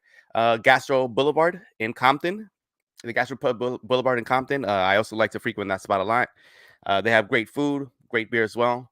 And yeah, those are the main two that I usually go to. But I mean, wherever the vibes are, to be honest, I'm just there. So bringing the good vibes always. Be loves. Alexinho, anywhere that you take in your matches? Not at all, to be honest. Just in this little corner in my room right here on my laptop. I just have the stats live on there. I've got a second screen to watch the game. I usually have a notebook in my hand. Just writing down notes, getting ready to write my article and questions after the game. So, it's the life of a reporter, right? Can't really go out too much, and I had to just have yet to really find that balance myself. As Michelle holds up her pen and pad, I love it. Well, we do have another one from Leo. It was he sent in a question. That was our favorite all-time Galaxy team through eras. but we could be here all year with that one. So we went ahead and modified it a little bit by LA Galaxy all-time starting 11. We're going to choose a formation that seems appropriate. I would like to humbly suggest the 4-3-3. That way we have an equal representation there. And then, we'll go ahead and give a position and give goalkeeper to Eli because he is a goalkeeper. We'll go ahead and give the wingers to Alex because he plays winger at Liga G a lot. Bryant, we'll go ahead and give you some the 10 right there. Michelle, we'll go ahead and give you the back line center backs. Christian, we'll give you the forward, and Ananda will give you the backs. Let's go ahead and start with Eli. Starting from the back, goalkeeper, all-time LA Galaxy. I think this is a pretty easy one. I do want to go for like the fun pick and be like a Jaime Pinedo, but he wasn't there for long enough. I'm going to go with Kevin Hartman. I think it's the safe pick. And, he's still with us to this day as a goalkeeper coach. I think he's our GOAT goalkeeper, one of the best in MLS history. So I'm going to go with Kevin Hartman for sure. I would have gone with David Bingham myself, but this. Let's go ahead and hit the backs. Ananda, who are you playing at the left back and the right back? LA Galaxy all time. I'm on mute. Let me unmute myself. Yeah, I think this was a pretty easy one for me as well. I don't know if you guys will agree, but AJ on the right and Todd Donovan on the left. Need I say more? Classic. I love it. Michelle, you had center backs. Go ahead and give us your starting center back pairing, all-time LA Galaxy center back pairing. Well, I have obviously Omar Gonzalez. And then I actually have Alan Gordon as well. But yeah, so Donovan would be really great. He's reliable. As a center back? Yeah. Right. Just miss him that much. Just miss the what's it called? I'm going. I will humbly throw in, even though he wasn't with the Galaxy a long time. I will throw in Jelle Van Dam as the other center back. Not on pure performance, but on heart and aggression and vibes and just feeling that shirt, loving the crest. Who was my midfield? What, Bryant? Were you the midfield? Want me to give you just one player? How many players do you want me to give you in that center mid? You gave him the number 10, Rob. You gave him the number 10, I think. The number 10 stands out. I gave him the number 10. Is legendary Salvadoran international Mauricio Cienfuegos. Of course, you got to give him the number 10. He's the guy that creates everything. And of course, he got titles with us. So he gets my number 10. Alex, what did I hook you up with? What did I throw you? Oh, got me on the wings. I don't know. It's kind of hard because, the Galaxy has a lot of forwards, right? And you usually, if we're doing like an all-time 11, you kind of don't go by position. But if we're going to go by wingers, I think one of my all-time favorite wingers, that was so fun to watch. I'm just thinking about the Galaxy, was Roman Alessandrini. I think he just had that heart for the club. He was definitely a guy that, was a fan favorite, and injuries definitely got the worst out of him towards the end, and it wasn't, the best way to go out. He just recently retired, by the way. But yeah, he's a player that, you think back about it, and it's some good. He was, the right player at the wrong time, in my opinion. That was when the Galaxy really started to kind of fall off a little bit. But just imagine if he had a competent team, I think he could have been a catalyst for another trophy for the LA Galaxy. And I think another winger too, as a major what if he would have stayed longer. And, I'm surprised we didn't hear transfer rumors about him in the last 6 months, is Christian Pavón. I mean, that guy was really good. He could finish, he could score. I mean, he's just one of those guys, again, right player, but wrong time. I mean, just imagine if you had him right now in his prime or at the start of the Greg Vanney era. I mean, I think he would have been a lot more productive and definitely would have added a lot more juice to the attack. But yeah, those two wingers come to mind. I know, there's a lot more forwards you can go through, but if we're specifically talking about wingers, those guys come out as players that they just had that aura to them. Christian, did I give you strikers? Yeah, you gave me center forward, and I suffer from the analysis paralysis that El Profe does as well. But I pulled out my notebook, you might have seen, to go write down some names to kind of just weigh the pros and cons as quickly as possible. But then in my brain, I was like, you absolute idiot. This is an easy answer. It's the Pale Murderer himself. It is Robbie Keane, the Irish assassin. I mean, you talk about a forward that just knew where. The thing with center forwards is in a center forward, you want them to know where the ball is at all times, but you also want them to know what they're going to do with the ball at all times. And Robbie Keane just had this innate ability to know where the ball was, know what he was going to do with it, and yet he was 3 steps ahead of you. And just you look through all the goals, he had everything in his locker, just in terms of being able to. Yeah, he could run nominally, like I can run, but just when you got him within the 18-yard box, I mean, you knew the minute the ball got to Robbie Keane's foot, you knew exactly where it was going. It was going to the back of the net. I've never seen someone that lethal, that efficiently lethal. I remember the goal against Chivas USA where he gets the ball, he's in space, and I believe it was Dan Kennedy who was the goalkeeper at the time, and just chips him from like 15 out, and makes it look it's the easiest thing in the world. I mean, like, this guy could do everything. I mean, just so many. I mean, the goal scorer celebration too is. I love me a good goal scorer celebration, and I like the cartwheel and the finger pistols. I love Dayon, but it's got to be Keane. I didn't think there's no question. I have all my love for Lennon. He's a club legend. I have all my love for Zlatan Ibrahimovic, of course, a legend in his own right. No one compares to Keane in a Galaxy jersey. No one does. And I doubt few ever. There was that ad campaign around him with like the posters all posted up through LA with like the graffiti King Kino, and I will kill to get my hands on one of those because I want to get one of those framed and put in my office because man, I mean, just I remember when you saw Keane starting, there was a certain sense that it was the Bruce Arena teams. So which means when you went 1-0 up, you knew you were going to win because Bruce Arena's teams did not play particularly engaging soccer. They played functionary soccer. But you just knew that Keane was going to score. They were going to be 1-0 up. 70th minute, you could get in your car and go home because you just knew the exact end result. I mean, it's just that Keane was... I don't know how to explain to people that did not get to watch Keane exactly how electrifying games with him were. And the 2014 MLS Cup goal.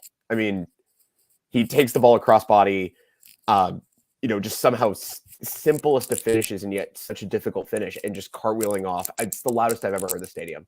I mean, I went deaf for a week after that goal. I remember. So it's Keane by a mile for me. Hey, Rob. So there are 2 midfield spots, by the way, left. And since you've asked all the questions today, I'm going to let you round out the midfield that we have for Cienfuegos as the number 10. Who you put next to him, Papa, as the 2 midfielders next to him?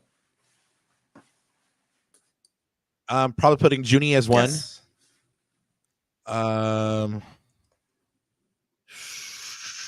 You got Kobe, you've got maybe Bex, you've got, let's see. Yeah, there it is.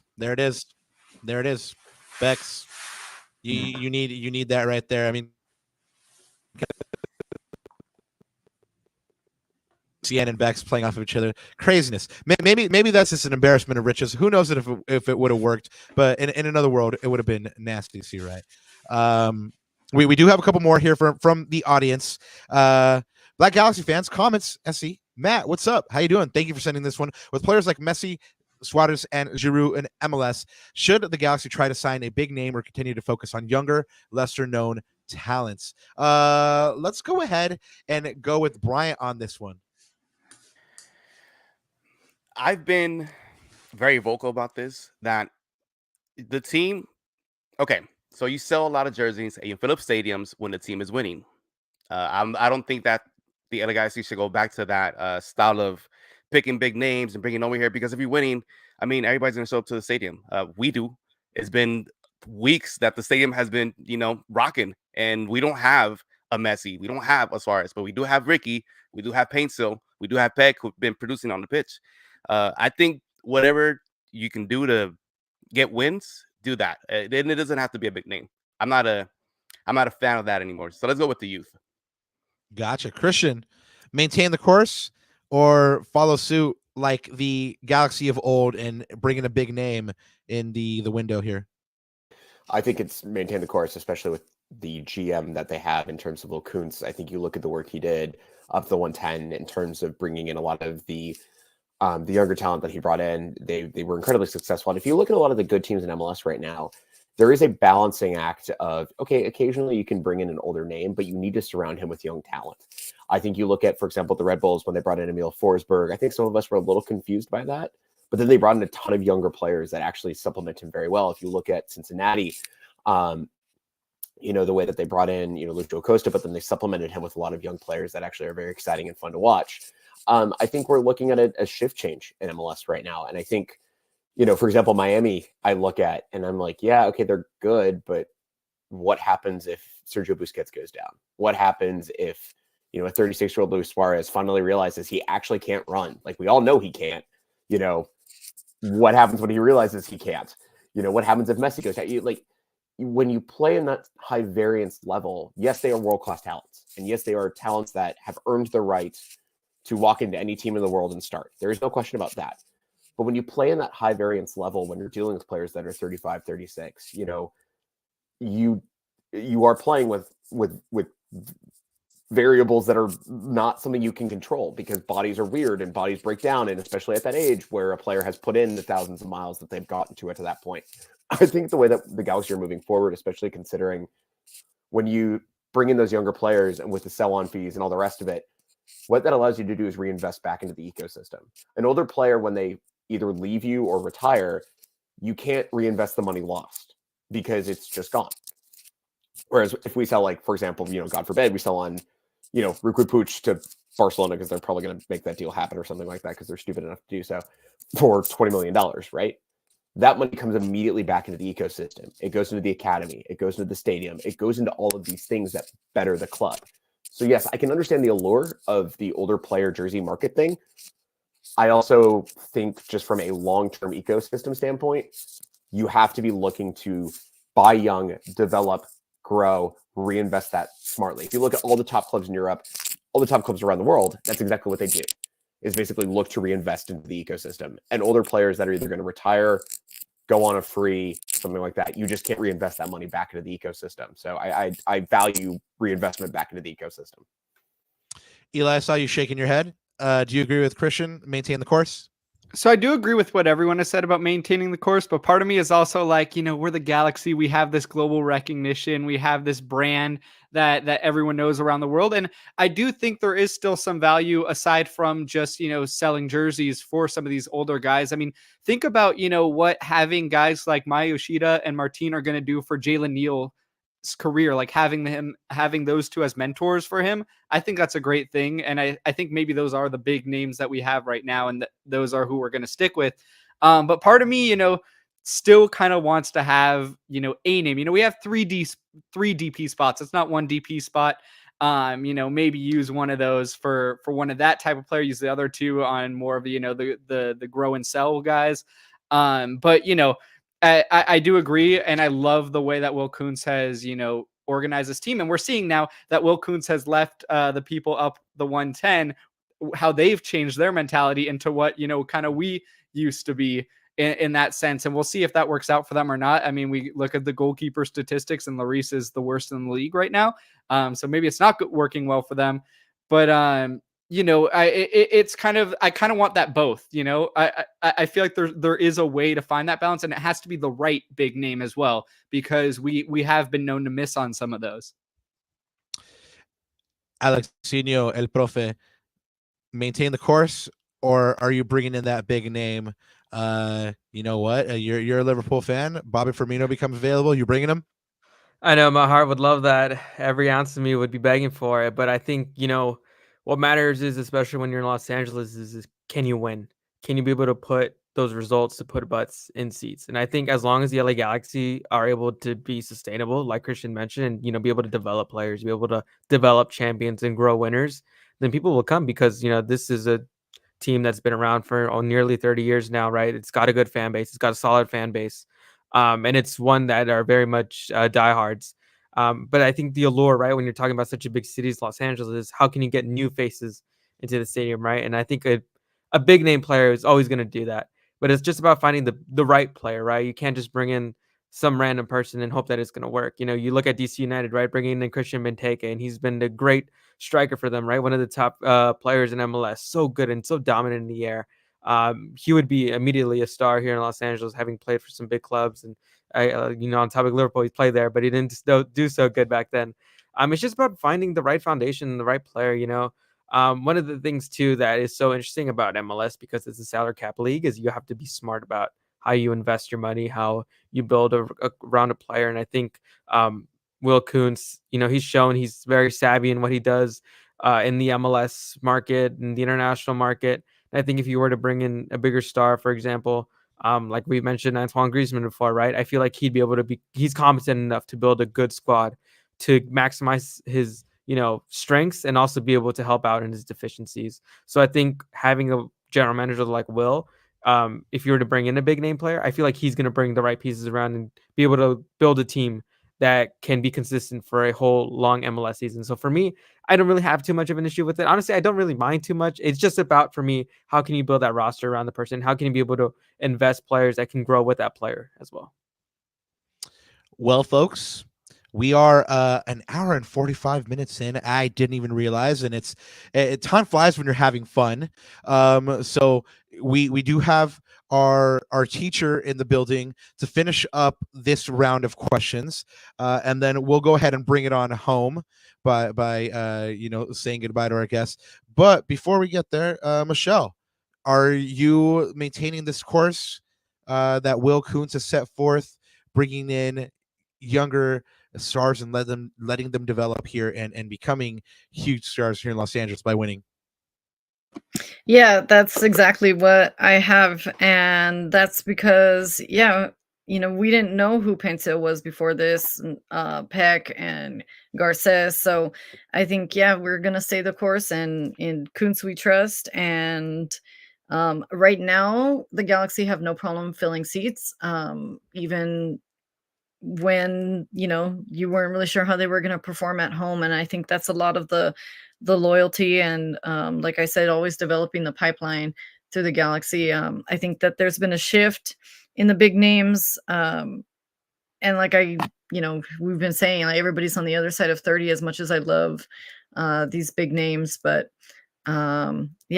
it's got to keep going the way it's going. I mean, that's just the majority right now. Well, y'all heard it first. Everyone's maintaining the course. They're putting their trust in Will Kuntz. He done miracles on me. So I'm gonna keep believing in him as well. Ananda, do you have anything to weigh on before we get on out of here? No, I completely agree with the panel, and I think the only other thing that I'll add is it's great to see too that, and I think Will Kuntz may have mentioned this in one of his press conferences, but we're looking at sort of like the next star to be, right? Not necessarily the older sort of polished article, but maybe on the downhill of the career, but that next star. So Joseph Paintsel, for example, and that to me is really exciting, and I think that has a place for a league like MLS, right? Especially with these salary cap restrictions and how the league is structured and how you build together rosters. So like you guys said, in Will we trust? And the great thing about me as a fan too, that like the thing that makes me happy or less worried is I'm not going to necessarily question, even if I've never heard of the guy like Emilio Garces, for example, I'm going to give him an absolute chance, because other than Miguel Berry, I mean, Will Kuntz has pretty much hit on every one of his signings, which is kind of ridiculous if you think about it. So I am of the opinion as, yes, I would love to have my dream of like a Griezmann or someone, but if it doesn't happen, you know what? I'm cool with it. Like, show me that you can, sweat blood, sweat and tears for this team on the pitch, and that's all that matters to me as a fan. I'm sure you guys can attest to that as well.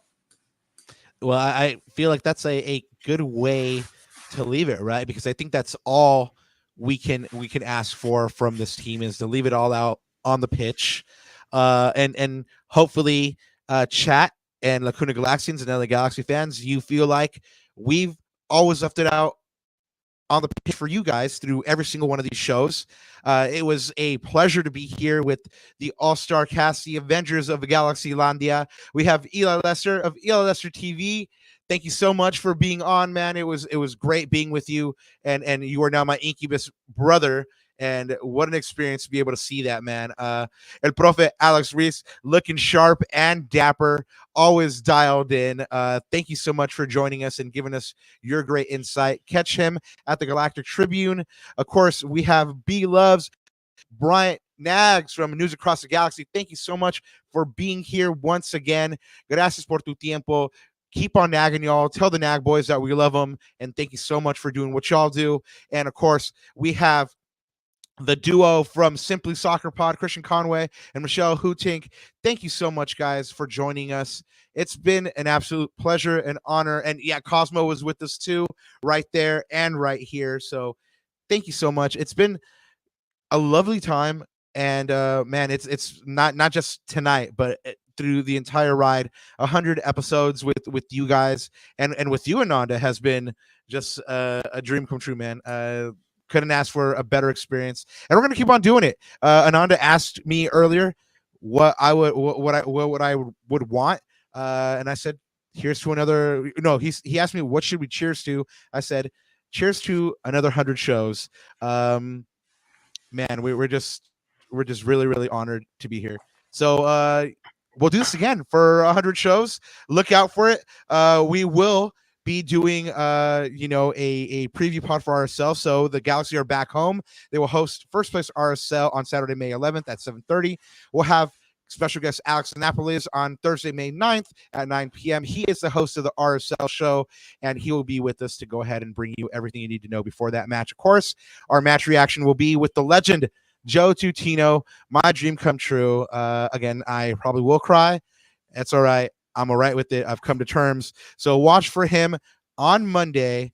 Joe Tutino, this guy right over here. Oh, no, that way. He'll be here. Watch out for it, guys. Of course, you'll know when it's happening if you subscribe to this pod. Go ahead and find us on youtube.com/@La Cuna Galaxiana. And then only one thing left to say. Thank you to our all-star guests and G